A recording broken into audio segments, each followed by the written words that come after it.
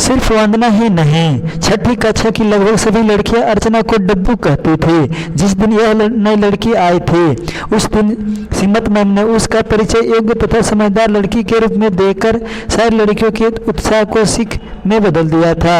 Ma'am ने monitor वंदना के साथ वाली सीट पर अर्चना को बैठा दिया। वंदना और उसकी सहेलियों ने उस योग्य लड़की के नुक्स ढूंढने में कोई कसर नहीं छोड़ी और जल्दी ही अर्चना की एक कमजोरी पकड़ ली।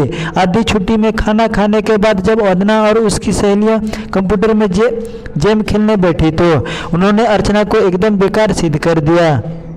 उसे कंप्यूटर गेम खेलने नहीं आते थे। अर्चना ने घर में अभ्यास करने की सोची पर घर में कंप्यूटर था ही नहीं। उसके छोटे भाई विक्की तो क्रिकेट के अलावा दूसरे किसी भी खेल से मतलब नहीं था। अर्चना ने पड़ोस में कंप्यूटर की दुकान पर गेम सीखने की सोची, लेकिन मां ने पढ़ाई के दिनों में खेल सीखने के लिए मना कर दिया। अर्चना सिर्फ परीक्षा के दिनों में मेहनत करने के नियम को नहीं मानती थी। कक्षा में ध्यान से सुनने तथा होमवर्क नियमित रूप से करने से ही पढ़ाई व परीक्षा की तैयारी अपने आप हो जाती थी। परीक्षा में तो उसे सारे विषय याद नहीं करने होते थे, बस दोहराने भर होते थे। कक्षा में पढ़ते समय इधर उधर झांकना या फालतू बातें करना उसे बिल्कुल पसंद नहीं था। वंदना जब कभी उसमें मैम के पढ़ाते समय कुछ फालतू बात पूछती या टीवी के कार्यक्रमों के बारे में कुछ कहती तो अर्चना धीरे से कहती, चुप रहो ना, मैम गुस्सा होगी। वंदना बड़बड़ाती रहती, कितना डरपोक है तू, दब्बू कहीं की। खाली पीरियड होने पर अर्चना या तो चुपचाप अपना होमवर्क करती या लाइब्रेरी से कोई किताब लाकर पढ़ती रहती। वंदना और उसकी सहेलियां इतना शोर मचाती कि कई बार अर्चना को कहना पड़ता, अरे भाई इतना शोर ना करो, बराबर में दूसरी कक्षा लगी हुई है, उसकी मैम आकर डांटेगी।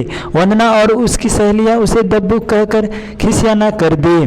शीतल मैम की योग्य उपाधि को गलत साबित करने का वंदना को एक और अवसर मिल गया। अर्चना के इस स्कूल में आने से पहले जितना भी पढ़ाई का कोर्स हो चुका था उसके नोट्स उसे उतारने थे, किसी की कापियाँ उसे चाहिए थी। वंदना ने तो साफ इनकार कर दिया। दूसरी लड़कियों को भी उसने कॉपियाँ देने के लिए मना कर दिया। अर्चना अब समझ गई और हारकर एक दिन वंदना के घर ही कॉपियाँ लेने चली गई। अब वंदना अपनी माँ के सामने कॉपी देने से इनकार नहीं कर सकी। तिमाही परीक्षा में अर्चना अच्छे नंबर नहीं ले सकी। स्कूल में ही देर से दाखिल हुई थी।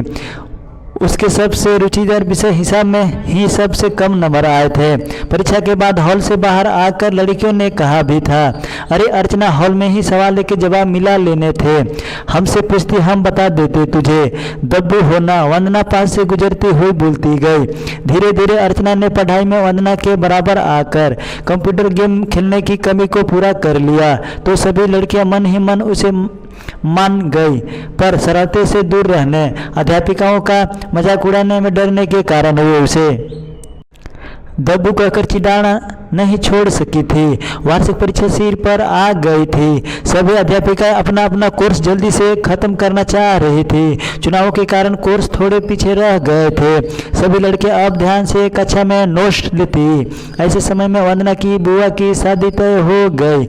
बुआ उसके पिताजी की इकलौती बहन थी, इसलिए शादी में जाना और वह भी कुछ दिनों पहले बहुत जरूरी हो गया था। शादी की धूमधाम से वंदना लौटी तो उसे एक सप्ताह बाद होने वाली परीक्षा की डेट शीट कक्षा में रिवीजन और साथ ही 2 दिन बाद परीक्षा की तैयारी के लिए छुट्टी होने का पता चला तो वह सन्न रह गई। पिछले 10 दिनों की पढ़ाई वह कैसे पूरी करेगी। उसने अपनी 3-4 सहेलियों से नोट्स उतारने के लिए कॉपी मांगी, पर सबने कॉपी देने से मना कर दिया क्योंकि सबके सामने एक ही समस्या थी, हम तो देंगे वंदना, पर माँ को पता चलेगा कि हमने परीक्षा के दिनों में अपने नोट किसी को दिए हैं तो बहुत डांट पड़ेगी। सबसे निराश होकर वंदना अर्चना के घर पहुंची। अर्चना अपनी पढ़ाई कर रही थी। वंदना से एकदम कुछ कहते नहीं बना। अर्चना ने पूछा, तूने कितने नोट्स उतार लिए अब तक? कुछ कॉपियाँ? बेशक मुझे दे दो, मैं उतार दूंगी। अगर तू पूरा सप्ताह नोट्स उतारने में लगी रही तो पढ़ेगी कब? पर तेरी माँ मुझ पर नाराज नहीं होगी। वह इस में गुस्सा होने की क्या बात है? मैंने कोई पढ़ाई न करके बहाना थोड़ी ही बनाया है। फिर जो विषय मैंने दोहरा लिए हैं वही तू मुझे दे रही हो।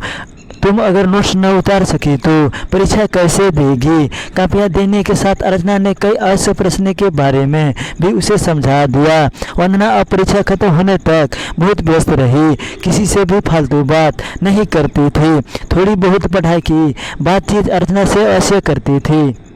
आखिरी परीक्षा के बाद सभी लड़कियां पिकनिक का कार्यक्रम बनाने में जुट गई। अर्चना को छोड़कर सभी लड़कियां चलने की तैयारी कर रही थी। तुम भी चलेगी ना अर्चना? अर्चना माँ से पूछ के बताओगी। तुम भी? अर्चना बस डरती ही रहती हो। माँ को बता देना कि हम कल दोपहर पिकनिक पर जा रहे हैं। इसमें भला क्या पूछना है? क्या है तो तू दब्बू ना। दूसरी बोली। दब्बू अर्चना नहीं है, तुम सब ही सब असली दब्बू हो, अर्चना ने जोर से कहा। वह अर्चना के पास आ गई थी। दूसरे की सहायता करने के समय जो डरता है वह दब्बू है, न कि वह दूसरे की चिंता किए बिना दूसरे की सहायता करे। वंदना की आवाज़ भावुक होकर रुंध गई। अर्चना ने गंभीर होते वातावरण को एकदम हंसी में बदल दिया। एक तुम लोग ही मुझे दब्बू थोड़ी कहती हो, मेरी माँ भी कहती है। पता है कब जब मैं विक्की को, अपने छोटे भाई को शरारतें करने के बावजूद कुछ नहीं कह पाती, माँ से शिकायत करती हूँ तो वह भी बस यही कहती है। क्या है अर्चना, तू छोटी भाई से भी डरती है, कैसी दब्बू है तो? उस दिन के बाद किसी ने अर्चना को दब्बू नहीं कहा। थैंक यू दोस्तों। इस वीडियो अच्छा लगे तो लाइक, कमेंट और सब्सक्राइब शेयर करना।